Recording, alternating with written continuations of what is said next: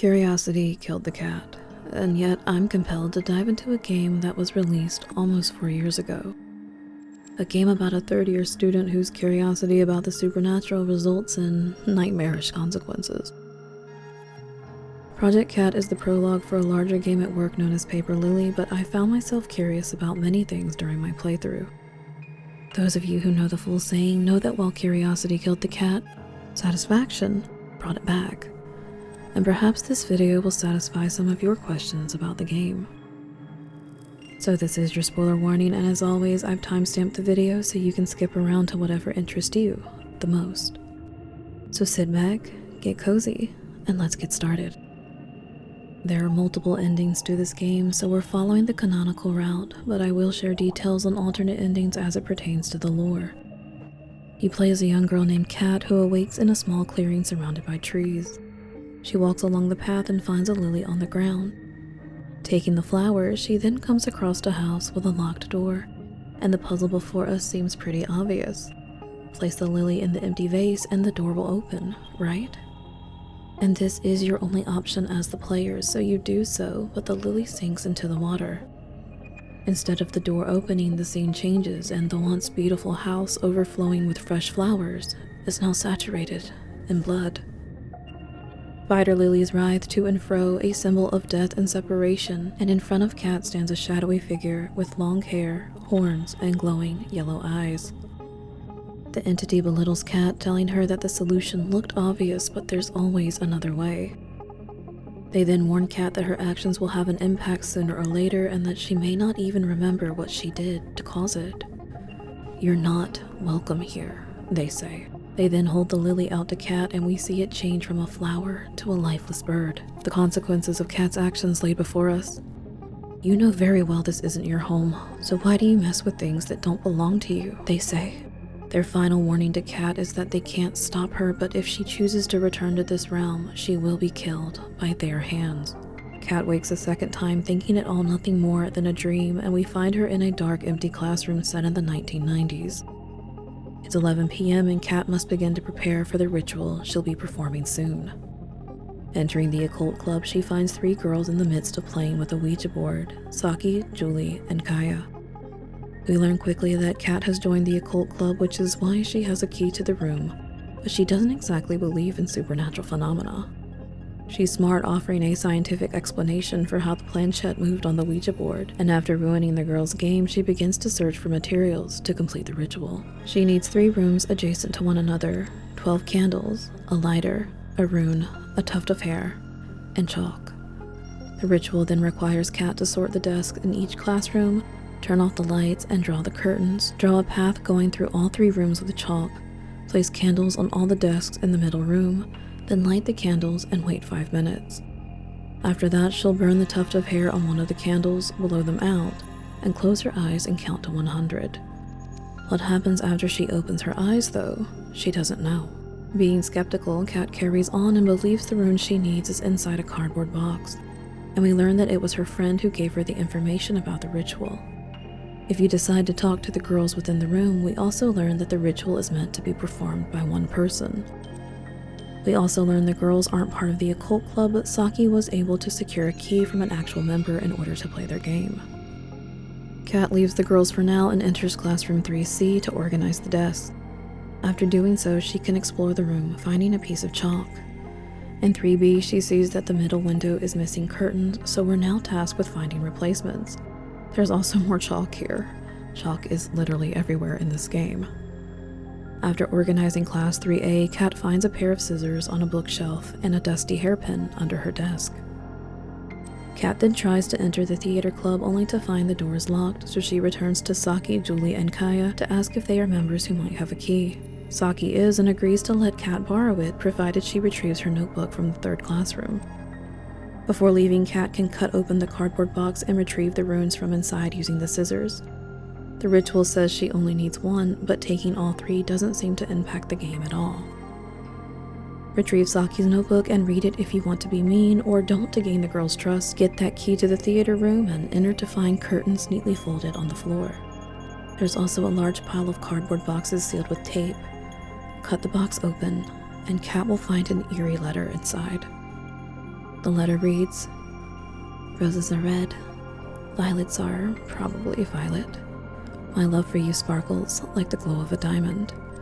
I watch you every day. I watch you every night. I watch you. I watch you. I watch you. I watch you. I watch you. I watch you." The back of the letter is filled with black scribbles. I found this letter to be particularly disturbing because it hints to a stalker within the school, but Kat seems unfazed. She returns the key to Saki, then places the new curtains on the window.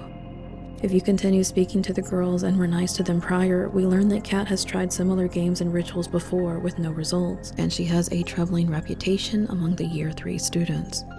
Back to completing the ritual, Kat now needs a tuft of hair. There are different ways to obtain this, but one way is allowing Kat to cut a piece of her hair with the scissors. She does so, then begins to draw the chalk lines within each room. As she runs through the hallway, strange things start to happen. The window cracks and a shadowy figure peeks inside from one of the classrooms, but no one is there. Kat returns to the occult club only to find that the girls have seemingly left and the window within will no longer open. She then places the candles in the center room and lights them. Kat then recalls the time she first learned about the ritual. Her friend Annie is warning her to stop messing around with things, but Kat is undeterred, claiming everything she's tried has been a scam thus far. Annie is afraid that she could summon a ghost or devil, condemning her soul to an eternity in the netherworld. "What if your soul is already damned?" she asks Kat. "Then I guess that's what's waiting for me after I die," Kat replies. "You're not gonna find him this way, you know." Annie says this, and we learn the reason behind Kat's unrelenting search for true supernatural phenomena. Someone close to her has died or gone missing. Kat asks if Annie will tell her where the letter is, and she finally gives in, telling her a golden envelope lies in one of the drawers in the occult club, but only members can enter, hence why Kat joined. Kat's flashback is cut short as she hears a knock on the door in the midst of her ritual. She steps out of the classroom, but no one is there. She can return to the occult club to read the full ritual notes within the golden envelope at this time. If she does, the letter reads, "You must play alone." It then lists the items needed for the ritual. The preparations and instructions are pretty similar to what Kat has written within her notes, with a few exceptions. The letter says to start after the sun has set, and that the chalk lines serve as a path to connect your current location to your destination. The instructions note that after the candles have burned for 5 minutes, you can no longer abort the ritual. Kat failed to write down a very important section of the letter, however, the section of things to remember. Here, the letter reads, "You must always close the door behind you. Leaving it open may attract unwanted attention. Do not let the rune out of your possession. It is your only protection. Do not bring any weapons with you. If you arm yourself, so will they. Should anything be heard or felt while you count to 100, it must be ignored. Do not open your eyes. Do not turn on the lights. Do not move. It is normal to feel like you are not alone. You won't be." Kat then returns to the middle room to complete the ritual. After burning the tuft of hair, she goes to burn the candles out, but they begin extinguishing themselves on their own. Kat is a little surprised, but continues on, counting to 100 with her eyes closed. She's halfway there when she hears something shift within the room. Another sound is heard, almost like a desk being slid away, and Kat speaks. "Is anyone there?" When no one replies, Kat finishes counting and opens her eyes, finding herself in a strange hallway. She's very excited that her ritual has finally worked, and she sets off to explore the hallway more. She finds a black substance seeping from old sink drains onto the floor, red eyes of creatures peering out at her from under the stairway, and a few doors, all unique and all locked. Kat keeps walking only to realize she's found herself in a loop. Running now down the hallway, she finally comes across a key hanging on the wall, a key that wasn't there before. She takes it and heads for the only door with a keyhole. Kat enters through the door, believing she's returned to the school. She reads the rules and regulations taped to the wall. No running in the hallways, no screaming during recess, no escaping, ever. There are only windows down this hall and classroom markers, but no doors. From somewhere, a voice speaks to Kat, telling her to entertain them, and in return, she'll get nothing. A voice that I'll now be referring to as the demon from now on. The next hall is covered in windows, and a silhouette appears behind one. If Kat interacts with it, she's shoved down. The voice chimes in again. Do you even know where you are? You chose a one-way trip to hell, kid. Kat tells the voice if they're not going to help her that they should be quiet, that she'll leave once she's found what she's looking for, assumably her father. She begins to run down the next hallway, finding a bunch of unsealed golden envelopes on the floor. They're rituals with various titles like the mirror ritual, the ritual of the well, and the bus ritual. Then there's the ritual for the 3 rooms, the one that Kat performed. There are 12 golden envelopes in total. The demon speaks, telling Kat that though she can prove the rituals work, she has no way of returning home to tell anyone. The knowledge will die with her. Kat is hoping this is a lie and runs further only to reach a dead end, a sign asking her if she is lost pinned to the wall. Returning the way she came, the door has been replaced with a new hallway that once again leads to a dead end. The note this time reading, "You should give up. You will never leave this place." More running, and there's hundreds of red-eyed silhouettes peering at Kat through the windows. Your mother will be devastated to learn that she's now completely alone. No husband, no daughter. Everybody left her. How pitiful. The demon says this, and at this point it's clear that this is the same entity from before. It continues to taunt Kat with messages on the walls, reminding her that she couldn't say goodbye to her father back then, and now she won't be able to tell her mother either. The demon claims that someone she knows is in this realm with her, and though Kat wants to escape with them, they claim the rituals have no way back, that they were never designed that way. After all, why would you give your prey an escape? As Kat continues running, more red-eyed creatures appear and the windows begin to crack as she runs past, giving the impression the monsters are trying to break through, that the glass is under too much pressure from the sheer amount of creatures on the other side. Kat, the demon says, I know more about you than you think. Let me show you something. Kat then finds herself in a seemingly accurate replica of what appears to be her father's study. A younger version of Kat can be seen coloring on the ground, the back of a man's head just visible from the chair, a man assumed to be her father. If Kat interacts with him, the figure turns and a ghoulish creature stares back at her before disappearing. Kat questions if it was her father, but concludes that it couldn't have been. Searching the study, she finds science books with many pages bookmarked, some books on physiological changes in humans in specific environments, and a cryptic, hazy message that's half legible. There are certain letters missing, so it's next to impossible to truly know what it says. There's also a pile of anatomy books, a storybook and photo of someone, books on out-of-body experiences, and a psychology text titled Depictions of Psychological Trauma in Research Patients. If Kat pulls the curtains open, a pair of hands are pressed against the glass, a red backdrop obscuring the rest of the being from view. The demon claims that they can see everything in Kat's head and warns her to be more lively, because once they're bored of her, the game is over. Finding herself in a new maze-like hallway, Kat runs through what appears to be primal demons from Paper Lily. Demons that will kill anything that cross their path. She then becomes trapped in a room with no exit. The demon asks how she would feel to stay trapped in this small room until she dies, calling her actions thus far stupid. Finally, at her breaking point, Kat screams at the demon to stop and to get out of her head. She pleads with them to let her return home. Pleased with Kat's response, they open the path and Kat finds herself back in the hallway with the strange doors. Only one is open though, and she realizes that she has no other choice but to enter. This room is pitch black, except for a few spots of blood. Following the trail, Kat encounters the corpses of Saki, Julie, and Kaya. Beyond disturbed and distraught at this point, Kat finally sees an exit door, but wouldn't you know it, it's locked.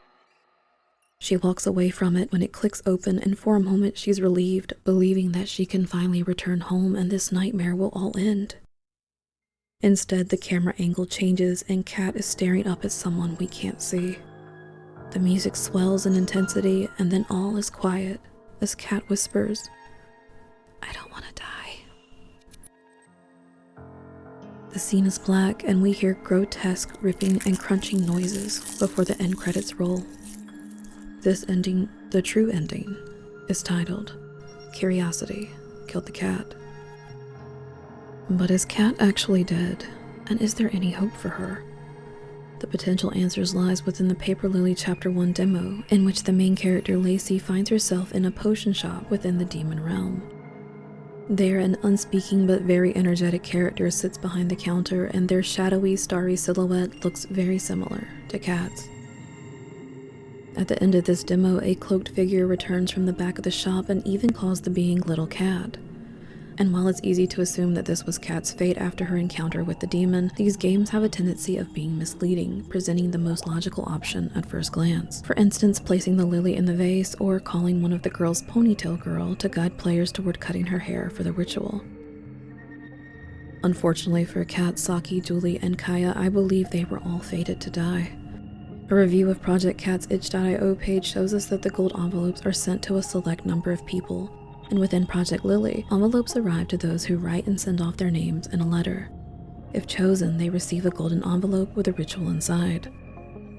The ritual Cat performed, however, was housed in the occult club, and as she was not a member when it arrived, it seems as if the letter was never meant for her. She had to all but force the information about its whereabouts from her friend Annie, and even goes as far as writing the notes about the ritual instead of taking the envelope so that its owner isn't aware that it's missing. So not only was the ritual not meant for Kat, but if you recall, she failed to record the information within the Things to Remember section. One of those key points was ignoring any noises or things felt while counting to 100, specifically stating that you shouldn't move, open your eyes, or turn on the lights. While Kat is counting, she becomes distracted by the noise and calls out, asking if anyone is there, thus breaking the rules of the ritual. If breaking the rules renders the rest of the ritual null and void, then this would also explain why the runes are ineffective and don't protect Kat in the end. Not only that, but the instructions did say to carry out the ritual solo, and though the three girls don't join her in the classroom for the true ending, the rules could be indicating that no one should be in the building at all. In the fifth alternate ending titled Party Wipe, Saki, Julie, and Kaya meet the same fate as the true ending for joining Kat in the classroom while she completes the ritual. The demon then speaks to her as it's done before, stating that despite the rules, every so often people try to bring in an entire group. Kat seems to die quickly in this ending as the demon no longer wants to toy with her, angered that she tried to bring others in. It's almost as if failing to comply with the ritual changes Kat's true destination, sending her to a distorted alternate version of the school that appears to be a purgatory or hellscape. We know that Kat's searching for her father, and had she completed the ritual successfully, I think she would have found herself in a different location. In Paper Lily, Lacey also fails to follow the instructions entirely, getting off the bus before it reaches her destination, so both characters end up in locations that they weren't technically meant to be in. Perhaps both Kat and Lacey were meant to arrive at a research facility within the demon realm that I'll go into more detail about very soon. In Paper Lily, Lacey recalls a forum with information about the rituals, with someone who has performed them quite frequently claiming that exit gardens exist. These are gardens that lead back to the human world. She remembers that as long as you have your ritual letter, you can go through the door by folding the letter into a paper lily and placing it within a vase. Kat didn't have the letter with her, so even if the distorted school was her true destination, she nor the other girls had the key to leave, and ultimately, her fate was sealed. The exit garden she dreamed of could have been behind one of the cursed doors she was unable to open all this time. Curiosity killed the cat, as I keep saying, but in this case it wasn't exactly curiosity, but failing to follow the rules, to play the game, so to speak, and to consider other ways to solve problems. The shadow cat in the potion shop may very well be part of Cat's soul, but it seems very incomplete, and instead I see it as more of a galaxy shadowy golem that someone created to resemble Cat. Maybe someone who was trapped in the demon realm and cared for her in the past. Someone like her father. We know that Cat's father is gone, but it's never explicitly stated that he died. Even the demon uses vague wording when they say that her father left her mother and that Cat wasn't able to say goodbye to him back then. They also taunt Cat, saying that someone she knows might be in the realm with her, someone she wants to escape with. We know Cat was younger when her father disappeared based on the scene the demon conjures of Cat and her father in the study, and perhaps this scene is closer to the truth than we realize. This could have been a true memory of Cat's, her father becoming something sinister and demonic before fading away, leaving older Kat to now wonder if those memories were the wild imagination of a child or reality. This would also explain her fascination with the occult. She's not looking for rituals to bring her father back from the dead, but rather to change him back and return him to the human world. A review of the books and materials in his study suggests that he was a man of science and was interested in psychological trauma and research patients, how human bodies can change in specific environments and out-of-body experiences. So maybe he was the researcher known as Glenn that's mentioned in Paper Lily. In this game, Lily finds herself captured and placed in an abandoned research facility, and it's believed that Glenn and a character named Lilith conducted experiments on other demons that were once human. One such demon suffered psychological trauma before her mortal death. We know from her past that humans can and do become demons, so it's entirely possible that this was the father's fate, and his interest in demonic experimentation could have been what caused his change and permanent new residency in the first place. In his study, there's a hazy message that's half legible, and while there could be many options as to what it says, these are my best guesses. And these are all more than likely incorrect, so I can't derive much without knowing the true message, but I would love for anyone to take a stab at solving it in the comments below or in our community tab. But what we can possibly gain from this message is that there is some sort of process involved with souls, and we now know her father was studying this concept.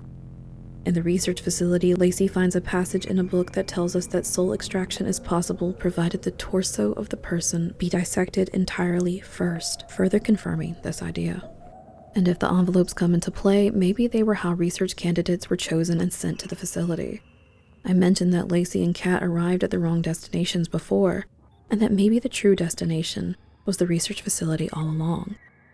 But I could also see solving puzzles and finding their ways to their individual exit gardens as tests for further research. Pass the test, prove your worth, and then move on for further testing and eventually soul extraction. If Kat's father is Glenn, who is a researcher and knowledgeable about the soul, he could have also created a golem-like version of Kat as a source of comfort in the demon realm. But considering she seems incomplete and not like the Kat we know, he could have seen this experiment as a failure and placed her with another guardian like the hooded figure.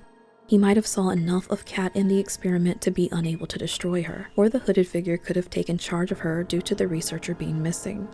In Project Lily, Glenn's whereabouts are currently unknown, and we learn the research facility has been abandoned for over 100 years, though this could be because time flows differently here, and demons could age differently as well. But Glenn / potentially Kat's father isn't the only curious disappearance in the game. In the Girls' Night Out alternate ending, Kat picks the lock to one of the doors in the school. Within a locker, she and the girls find a lawsuit where a father sued the school due to the disappearance of his daughter, a second-year student at the time.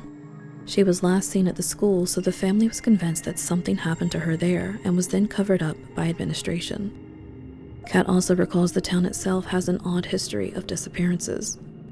The developers further hint at this in a follower appreciation post on Twitter. We can see on the right the images of Kat, Saki, Julie, and Kaya. They're all scribbled out, as well as 4 other students on the left, with Lacey placed ominously in the middle. She's in front of another memorial frame that's often used in Japan to hold the photograph of a deceased person.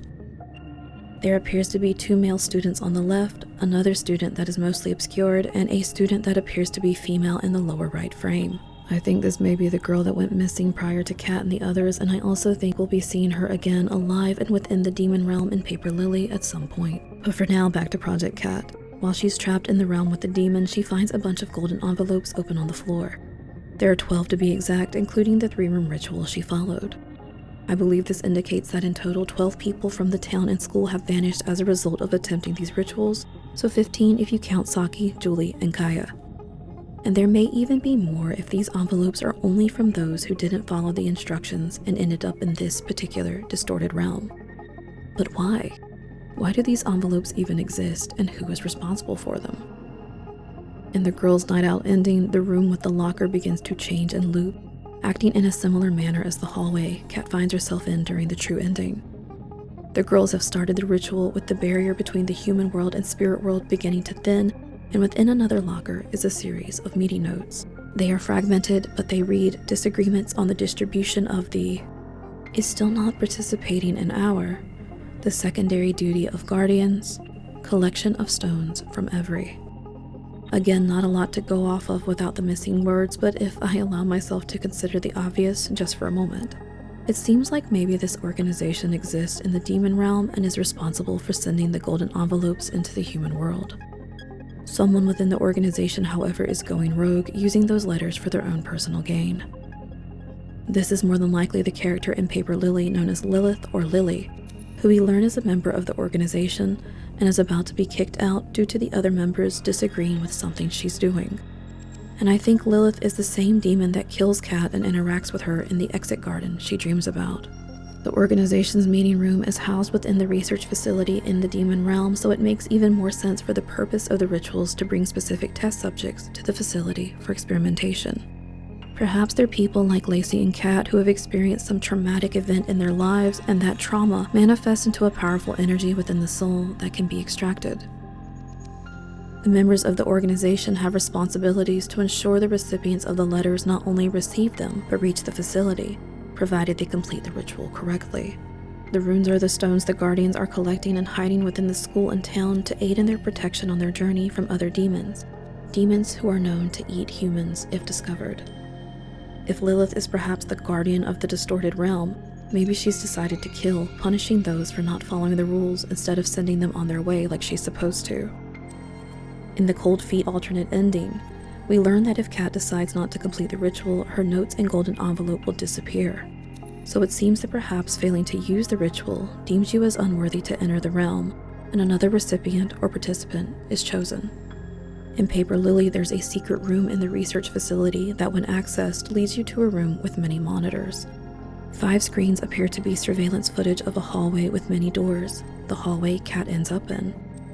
Then there are 2 screens with footage of the forest. 4 appear to be broken, 2 are a dark blue color, and the other 2 have notes placed over them that read "nice try," and one with a face with X'd out eyes drawn on it. So it seems Kat and Lacey could have been monitored by whoever was still lurking in the facility, as well as a third participant who was wise to the cameras surveilling them. There are also many detailed drawings of various maps, making me believe that there are many more locations that recipients of the letters could find themselves in. I'm not certain how many organization members still exist, but there is at least one that we've seen before. Having a similar cloak as the one found in the meeting room, a potential member stops Kat and her friends in the girls' night out ending, warning them not to carry out the ritual. They seem to be tired of seeing people die by both experimentation and maybe at the hands of Lilith. It's also possible that instead of this being the same person who runs the potion shop in Paper Lily, we're actually looking at 2 separate members wearing cloaks, and then there's a whole host of characters in Paper Lily that we don't know about who may have ties to Project Cat in some way. And I don't know about you, but I'm so excited to learn more about this world and the lore once the new Paper Lily releases live, if for nothing else than to learn more about what happened to Kat, the disappearances and research, and all the mysterious characters we've yet to see. And I still really want to know what this message says. But as always, I want to know what you think. What do you think happened to Kat and her father? Is he the researcher, and if not, what do you think his fate was? Do you want to see a video on Paper Lily? And what about that message from the creepy stalker? Do you think they have a bigger play in any of this? If you liked this video, please consider liking, subscribing, turning on those notifications. Here's another video about rituals that result in bad endings. Thank you for watching. Sleep tight, and may your nightmares be strangely cozy.